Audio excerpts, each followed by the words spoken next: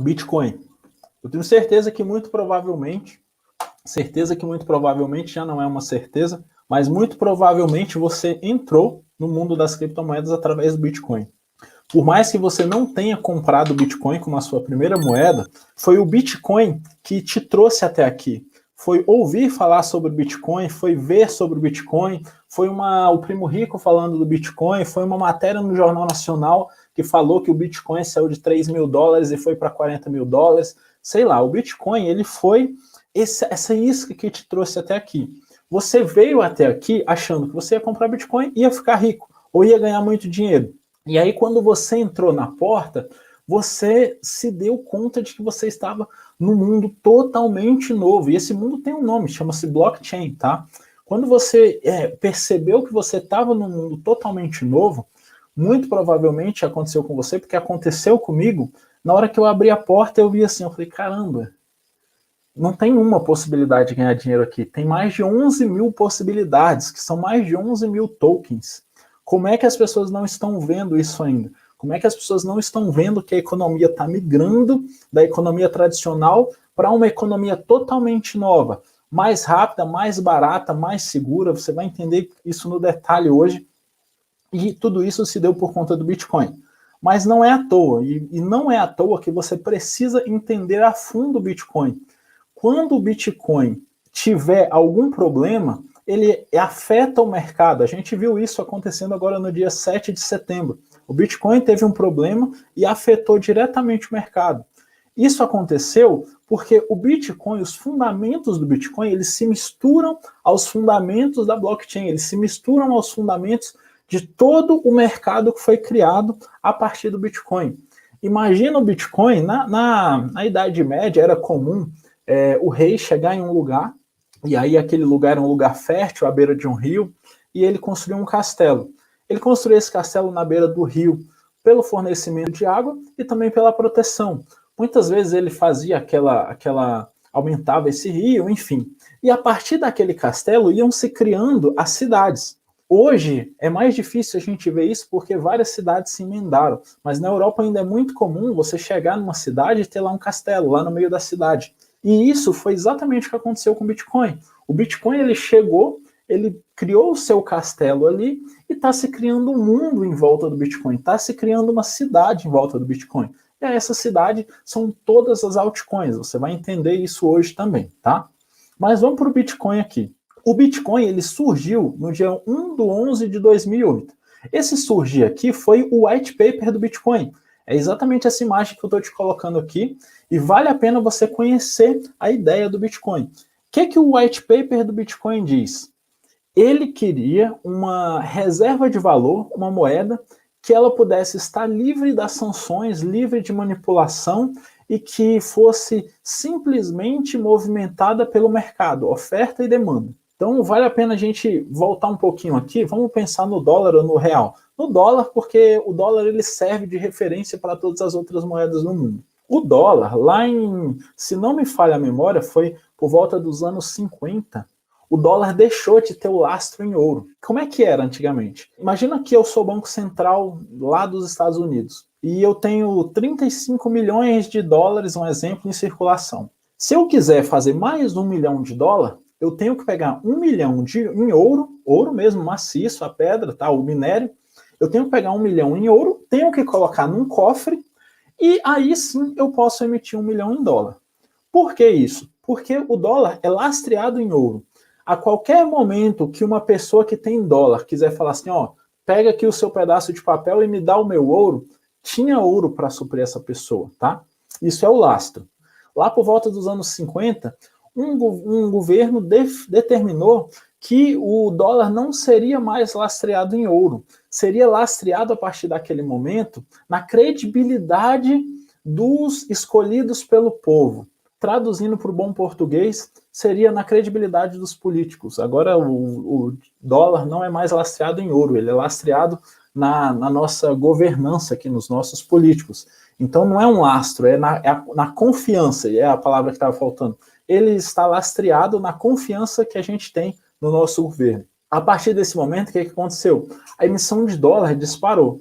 E ela, se você não sabe, os Estados Unidos é um dos países que mais emitem moeda no mundo. E aí, quando emite-se muitas moedas, a gente chega num ponto que aquela moeda perde o valor.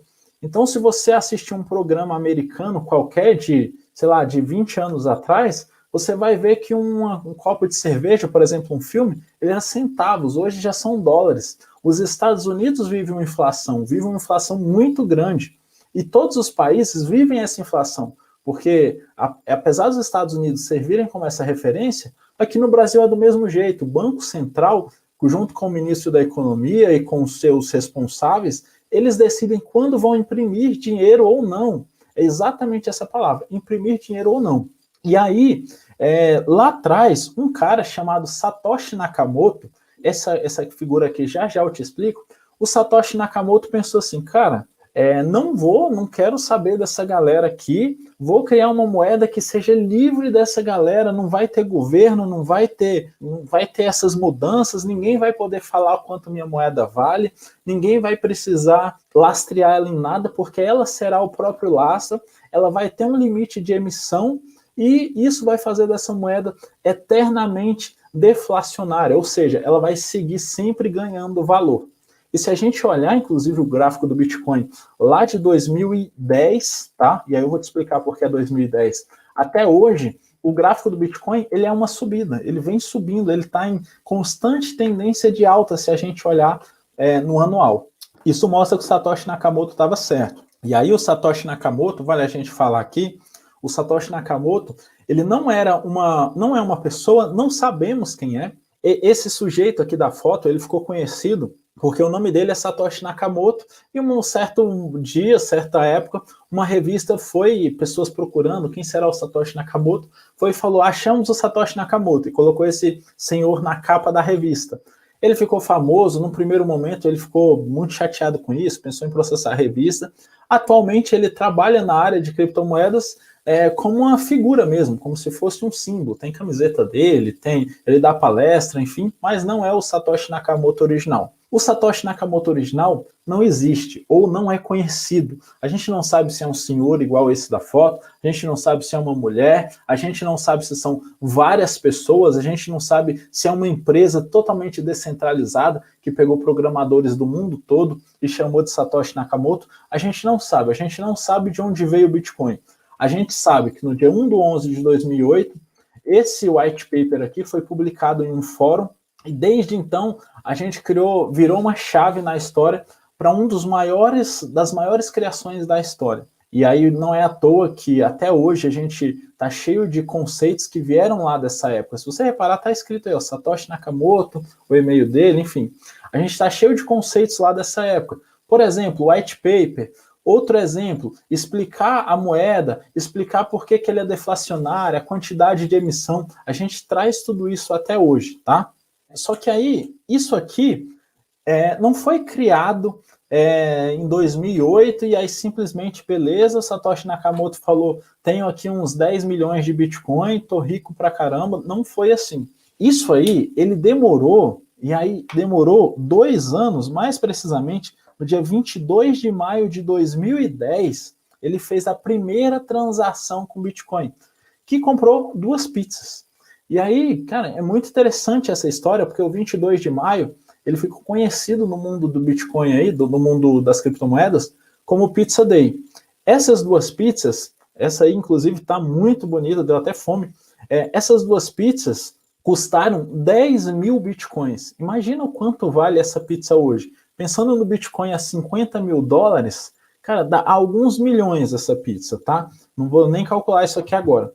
Mas aí, isso aqui, esse Pizza Day, ele ficou tão famoso pelo seguinte, foi a partir daquele momento que o Bitcoin teve um valor. A partir desse momento, ele teve o seu primeiro valor. Lá na época, para você ter uma ideia, ele valia 0,007 centavos de dólar. Então, era um valor irrisório. Só que por que esse valor e esse dia é tão importante? A partir do momento que eu imprimo um dinheiro, vamos supor que esse post-it aqui seja um dinheiro, e eu imprimo ele. Ele é físico, mas ele poderia ser criptomoeda. Esse dinheiro aqui, ele só tem valor se as pessoas acreditarem nele. Se ninguém acreditar nesse dinheiro, ele não tem valor. E aí, eu já puxo esse conceito aqui para você, a partir de hoje, você vai analisar todos os projetos, tokens, criptomoedas que você for olhar, você vai pensar assim, essa moeda aqui que eu estou querendo comprar, as pessoas vão querer usar ela? As pessoas vão querer comprar ela? As pessoas vão ver que isso aqui tem valor? Se você achar que não, ou tiver dúvida, não compra. Tá cheio de projeto maravilhoso, cheio de projeto super valorizado aí, de projetos realmente grandes. Imagina um projeto de meio de pagamento, imagina um projeto que você pode unir as universidades, imagina um projeto de novas blockchains, projetos que unem as blockchains. Tem, cara, vários e vários projetos fantásticos. Não comprem aqueles que estão imprimindo dinheiro, tá? E aí a primeira coisa que eu quero que você perceba aqui. Ah, mas essa moeda aqui, o objetivo dela é que ela seja usada por pessoas que fazem tal tipo de atividade. Cara, para isso já existe o Bitcoin, tá? O Bitcoin nasceu para isso, ele já é essa moeda de circulação, tá? A gente não precisa de outras moedas de circulação, o que a gente precisa são de outros projetos. Você vai entender esses outros projetos já já, tá?